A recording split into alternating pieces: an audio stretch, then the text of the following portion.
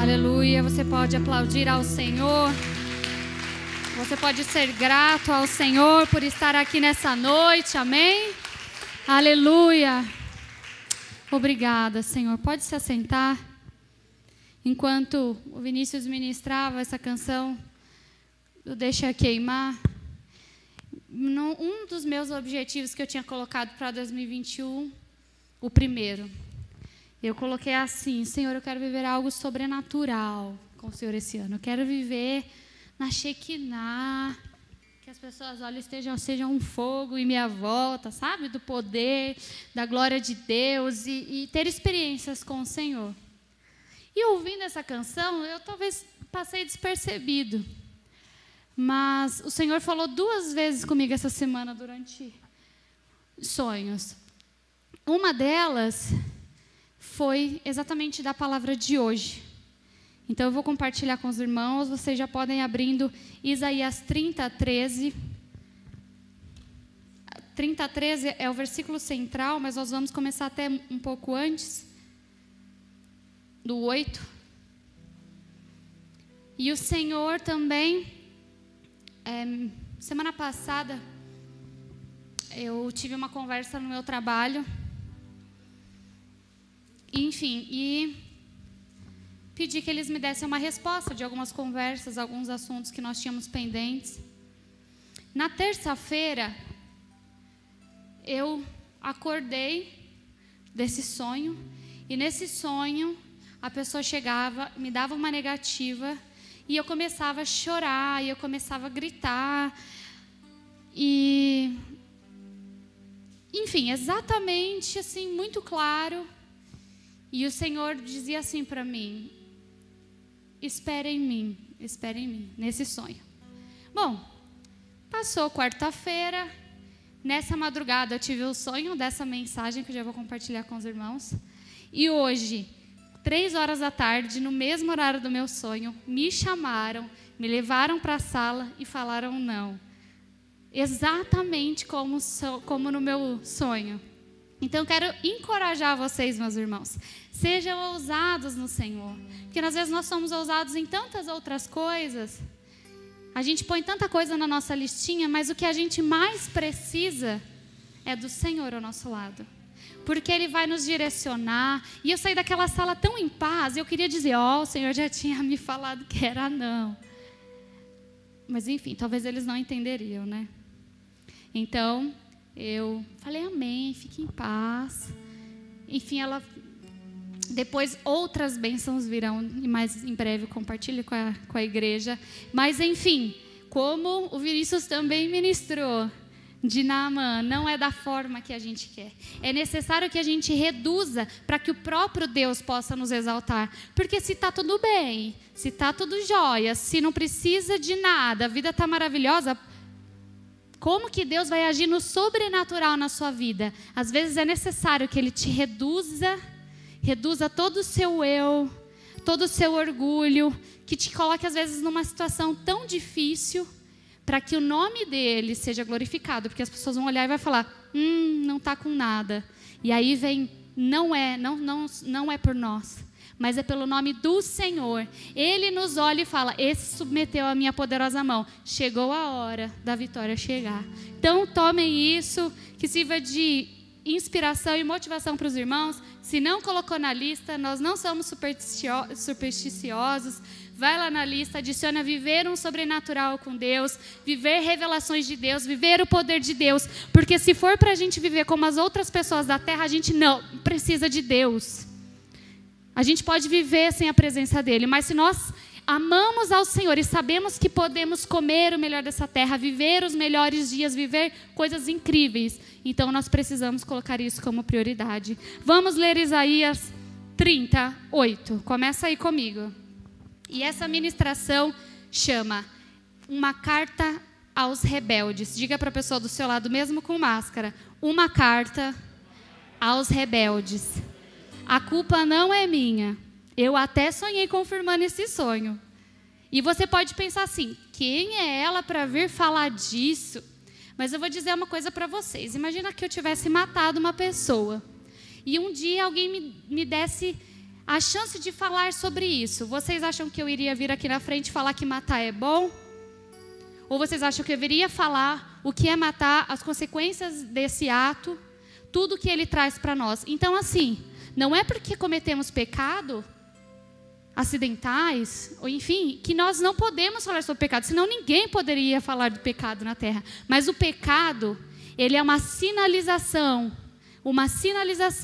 ele traz à luz algo que está fora do alinhamento de Deus. Então vamos aí, acompanha comigo, está na versão Nova Bíblia Viva, a minha, e acompanhe na sua. Você, Isaías, escreva estas minhas palavras diante desses príncipes desobedientes. Escreva-as num livro para que fiquem gravadas, para que sirvam de testemunho eterno. Esse povo é rebelde, são filhos mentirosos que não querem ouvir a lei do Senhor. Presta atenção.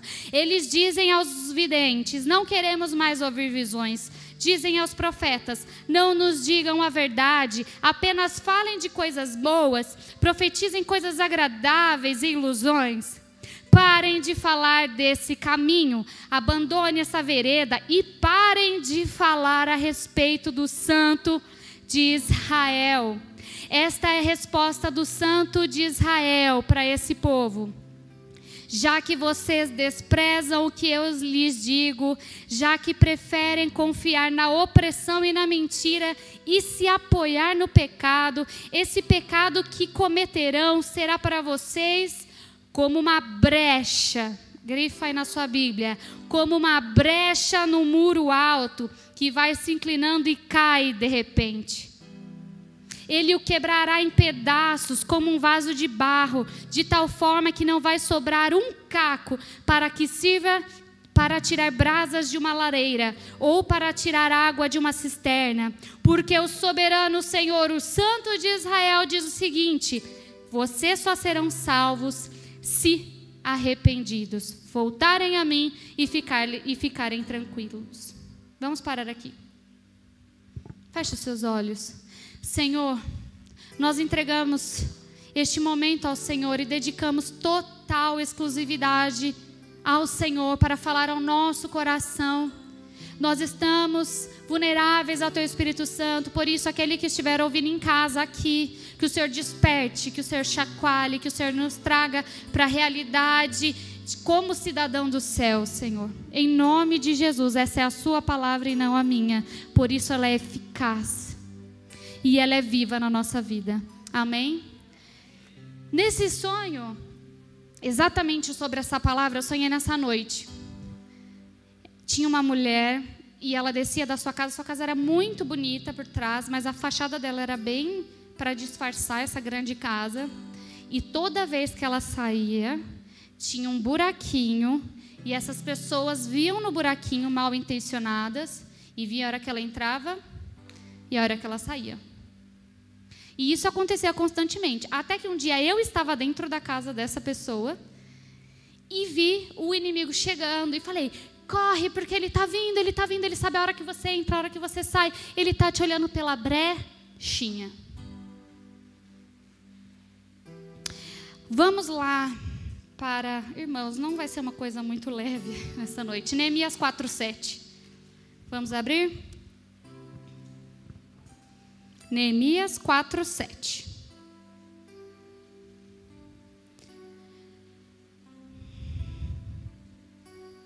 Às vezes nós achamos que grandes barulhos, grandes coisas, grandes acontecimentos na nossa vida, ou até mesmo aquilo que julgamos de grandes pecados, podem nos destruir. Mas nós vemos que tudo começa numa brecha, num grande muro. Já pensou, vai vir chuva naquele muro? Vai vir terremoto se naquele país estiver, vai vir todas as coisas que podem fazer com que essa rachadura seja grande, até que esse muro caia. E isso não sou eu que estou dizendo, é o próprio Senhor que está dizendo como que funciona a brecha na vida do cristão.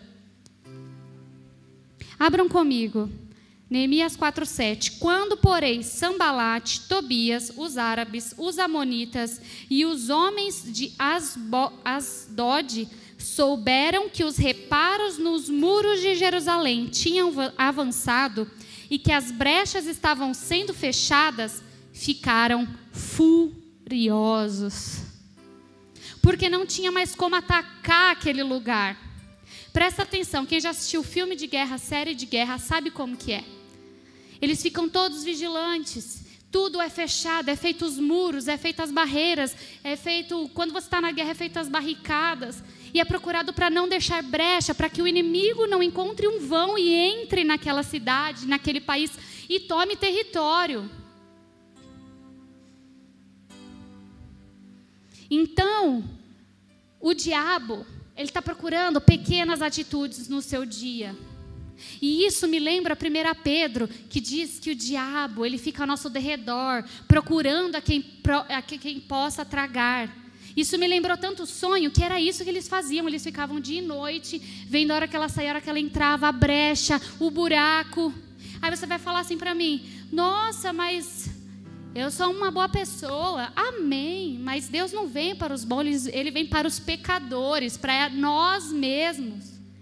Então nós podemos ter brecha. Sabe o que é brecha num relacionamento? Você que é casado? Quando você conversa com outra pessoa escondido. Quando você troca mensagens. Quando você troca olhares. Quando você conversa já em outro tom, numa outra intenção. Quando você deixa o seu cônjuge de lado para ficar com seus amigos, com o celular. São brechas que nós damos na nossa vida, que o inimigo se fortalece na nossa brecha. O inimigo se fortalece na nossa brecha. Existem também brechas até mesmo nas áreas administrativas. Quando você faz um contrato, você precisa ter muita certeza nas cláusulas, porque se tiver brecha naquele contrato, vai vir um outro advogado, ele vai procurar todas as brechas daquele contrato e vai tirar a cada centavo seu por causa daquela brecha. Presta atenção, brecha é coisa séria. Você pode ter outras coisas, como vícios, como fumar, como beber, como drogas lícitas e ilícitas, como idolatria, como costumes e tradições que apontam até mesmo. Eu falo que o brasileiro ele é muito ritualístico, né? Que faz simpatia, a pessoa vai na igreja, mas também tira o cabelo, põe lá no quintal, faz o ritual, faz umas coiseiras. Isso também é brecha. Isso também abre um buraquinho lá no nosso muro. Quando a gente fala mal de alguém, quando a gente professa mal de alguém, nós estamos abrindo brecha. Quando a gente fofoca, olha aí para o seu irmão e fala: quando eu fofoco, eu também abro brecha. Quando você critica com má intenção, não é que você está conversando com o irmão sobre algo, você está dando brecha. Eu já disse isso aqui. Uma pessoa, ela perdeu o cargo de supervisão em uma dessas empresas que eu já passei, porque ela estava no meio de uma cozinha falando mal de uma outra funcionária. E tinha uma outra pessoa de olho na brecha dela, que chegou até o presidente e disse: eu não acho que uma supervisora teria essa postura. Ela perdeu o cargo de supervisão por falar demais, porque deu brecha. E essas brechas precisam ser fechadas na nossa vida. Amém? Todo mundo tem brecha para fechar, eu tenho certeza, não sou só eu. Ou só eu. Todos nós temos. Mas existe uma frase de Martinho Lutero que eu dei uma repaginada nela, que diz assim: o pecado é como a barba, se não cortar só cresce. O pecado é como uma barba, se não cortar é só. Olha para a barba do pastor, tá grandão, olha lá, tá grande. Chega um momento que, se fosse pecado, já dá para ver que dá para cortar bem. Então, parecer um pouquinho já, pá. Por quê? Isso cria raiz na nossa vida. Eu preciso acelerar porque tem muito texto. Isso faz parte da legalidade que damos ao próprio Satanás, dizendo: vem na minha casa, vem na minha vida, muda a minha estrutura. Entenderam que às vezes a gente dá mais brecha para o próprio Satanás do que falar para Deus: toma minha casa, toma minha vida, toma minha família. Por quê? A gente acha que nunca tem nada a ver, está tudo sempre bom. Mas isso dá legalidade sim, e nós vamos continuar então. Como que nós vamos combater essas brechas? Como que Jesus nos orienta a vencer isso? Abra comigo, Mateus 26, 40. Amém? Vamos lá, temos aproximadamente 12 minutos para terminar. Amém? Podemos? Depois voltou aos 3 discípulos e encontrou dormindo Pedro e perguntou: vocês não puderam ficar acordados comigo nem mesmo uma hora? Grifa aí na sua Bíblia: vigiem e orem. Grifa aí. De outro modo, a tentação vencerá vocês. Jesus não está dizendo que talvez ela vença vocês. Ela está dizendo que você vigie e ore. De outro modo, você pode ficar só cantando louvor lá, como uma meditação. Você pode ler a Bíblia como um livro. Você pode até ter práticas espirituais. Mas se elas não forem reais, se você não tiver uma intimidade com o Senhor, você não estiver em constante vigilância das nossas atitudes, das suas atitudes, nós não venceremos a tentação. E ele continua: pois o espírito, na verdade, está disposto. Presta atenção. Seu espírito, ele quer fazer a coisa certa. Ele não quer abrir essa brecha. Mas o corpo é fraco. Outra vez ele os deixou e foi orar: meu pai, se este cálice não puder ser tirado de mim, então cumpre em mim a sua vontade. Aqui Jesus já está dizendo claro que o espírito quer, mas a carne é fraca, ela tem as suas limitações. Quando eu estava lendo essa mensagem há uma semana atrás, e o Senhor me trouxe ela quando eu estava montando o escopo. Em Gênesis 4, 5 vai falar sobre Abel, quando Abel e Caim vão apresentar a oferta ao Senhor, e o Senhor não se agrada da oferta de Caim. Vamos ver o que acontece, eu vou ler para vocês. Por isso, Caim ficou enfurecido, e o seu rosto mostrava ódio. O Senhor perguntou a Caim: por que você está furioso? E por que seu rosto mostra ódio? Se você fizer o que é certo, repita comigo: se eu fizer o que é certo, eu não serei aceito? Então, e aí ele diz assim: mas se você agir mal e não obedecer, saiba que o pecado está à sua espera. Ele deseja destruí-lo, mas está na sua mão o poder de dominá-lo. Não podemos então resistir à tentação, os problemas, as brechas? Aqui está dizendo, o próprio Deus fala para Caim: olha, está nas suas mãos, ou você vai controlar, ou isso vai te dominar. E se nós tivermos total ciência disso, nós vamos começar a ponderar mais as nossas atitudes. Em 1 Coríntios 10, 12, outra coisa que o Senhor vai nos ensinar. Ele já ensinou que para vencer isso nós precisamos vigiar e orar. E Ele já nos ensinou que isso está em nosso poder e o poder do Espírito Santo em nós, ou seja, nós temos que controlar,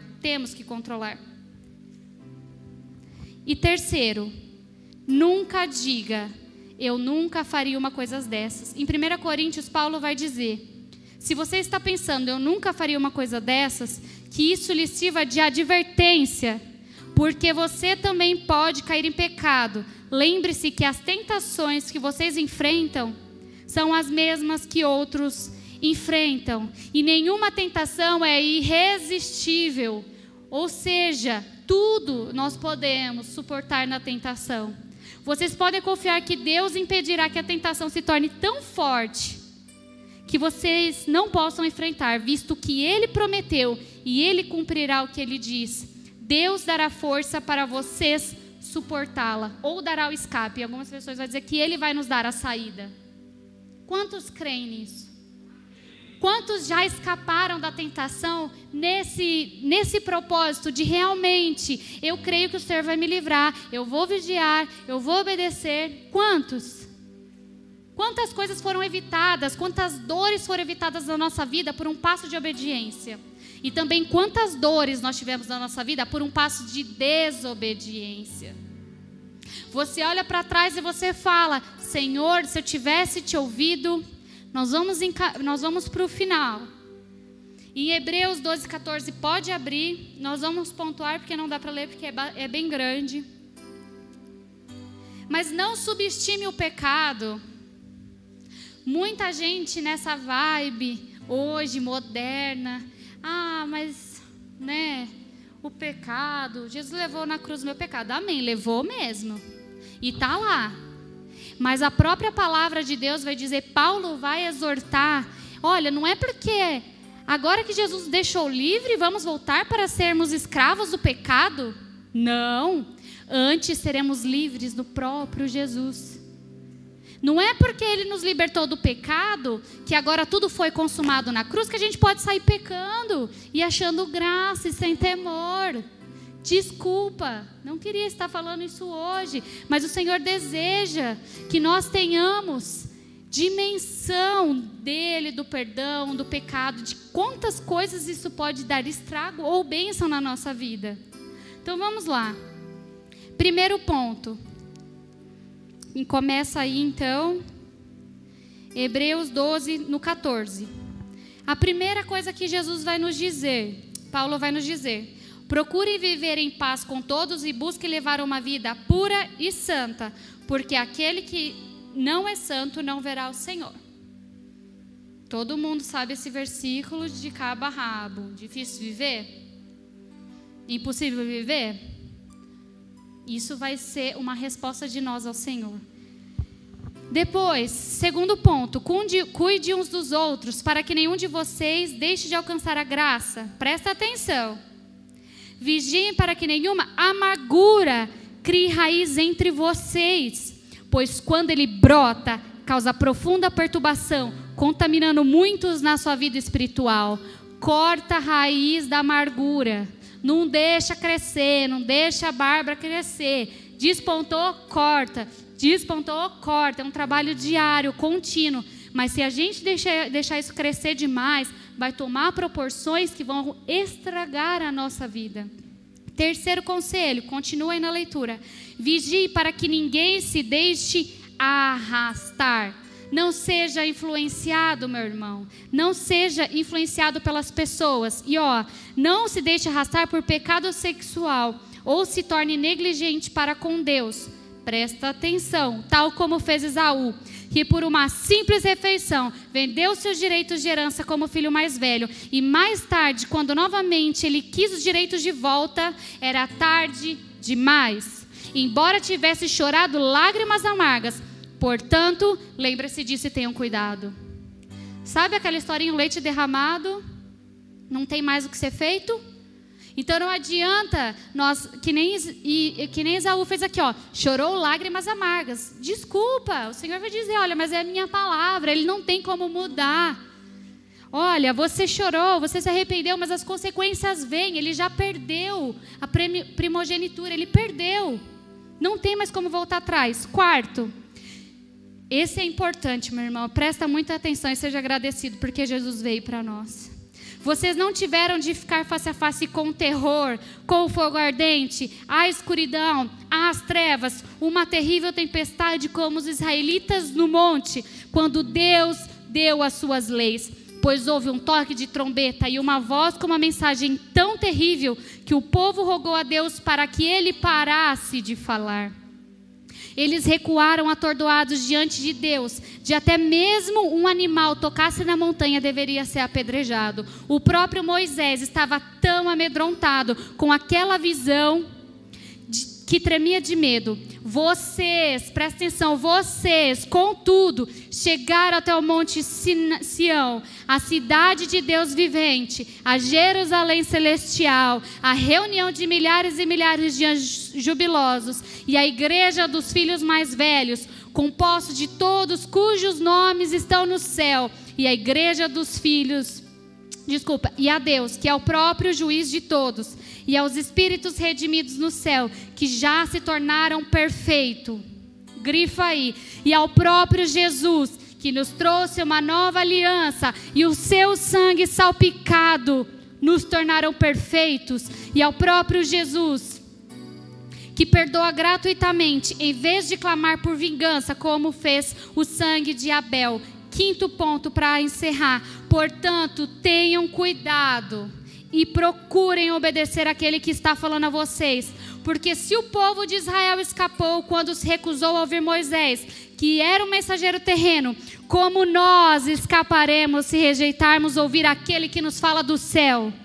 Quando ele do Monte Sinai, sua voz fez a terra tremer. Porém ele diz, da próxima vez, farei não só tremer a terra, mas também os céus. E as palavras da próxima vez indicam que ele removerá tudo quando não tiver alicerce sólido, de modo que apenas as coisas inabaláveis serão deixadas. Visto que nós temos um reino que nada pode destruir, sejamos gratos, servindo a Deus com coração grato e com santo temor e reverência, porque o nosso Deus é fogo consumidor.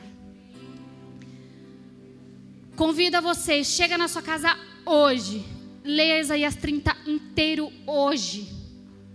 As palavras se completam. O Senhor trouxe uma mensagem completa. E sabe que esse fogo que deixa queimar, é porque Ele é o Deus do fogo. E é por isso que Ele nos incendeia. Não vem de uma expressão aleatória, Ele é o Deus do fogo, Ele é o fogo consumidor. Ele é o fogo realmente consumidor. E Ele nos queima. E Ele também deseja que nós tenhamos uma vida livre do pecado, vivendo uma vida vigilante, de oração, dedicada, não subestimando o estrago que o pecado pode fazer na nossa vida. Mas olhar, aqui para finalizar, no Isaías 30 ainda, no versículo 21, ele vai dizer assim: mas o Senhor ainda espera que vocês voltem para Ele, para mostrar o quanto Ele os ama. Ele vai demonstrar a sua compaixão, porque o Senhor é um Deus justo e fiel. Felizes são todos aqueles que nele esperam. Se você se desviarem do caminho, presta atenção, justo. Se você se desviar do caminho, indo para a direita ou para a esquerda, ouvirão atrás de você uma voz dizendo: este é o caminho, ande por ele. É pela voz do Senhor que nós seremos guiados, através da obediência. Não é por alguém da rede social, não é pelo Instagram, não é pelo Facebook, não é pelo profeta A ou B, pela pregadora. É pela voz do Senhor. Ele vai te dizendo: não é por aqui, volta, é para lá. Não é para a esquerda, volte, continue. Não dê ouvido às vozes, feche as brechas, que esse muro pode cair. Não espere o buraco aumentar, a brecha aumentar, porque vai cair. Isso não é a minha profecia, é a palavra do Senhor Jesus, é a palavra do próprio Deus. Esse pecado pode destruir sim a sua vida, por mais pequeno que ele pareça ser, ele pode destruir a sua vida. Não é porque Deus não é grande, Ele é poderoso, mas Ele trabalha com obediência e fidelidade. Amém? O Senhor clama que nós voltemos. Quantos aqui, feche os seus olhos, ninguém precisa olhar as mãos levantadas. Vou pedir para o pastor conduzir essa oração, que eu desejo nessa noite, que você saia daqui com um desejo de tampar as brechas. Você vai botar um cimento, você vai fechar, você vai pôr um pano, você vai fazer alguma coisa, mas nós iremos fechar todas as brechas que têm feito derrubar os muros. Deixa eu te dizer, muro representa a proteção do Senhor sobre a sua vida. Ele te dá segurança de que Ele está atrás de você, dizendo: vá para a direita, vá para a esquerda, sou eu que conduzo, sou eu que estou contigo. Ei, Israel, Jerusalém, volte-se para mim, arrependam-se. O Senhor nessa noite nos chama para arrependimento. Por isso, no seu coração, no mais íntimo, invoque ao Senhor. O pastor vai conduzir essa oração, mas esteja no temor do Senhor. No temor do Senhor. Ele é um Deus de fogo. Com o Senhor não é brincadeira. Fecha as brechas, fecha tudo aquilo que está te impedindo. Deixe esses muros corretos, para que o inimigo não tenha espaço para te atacar.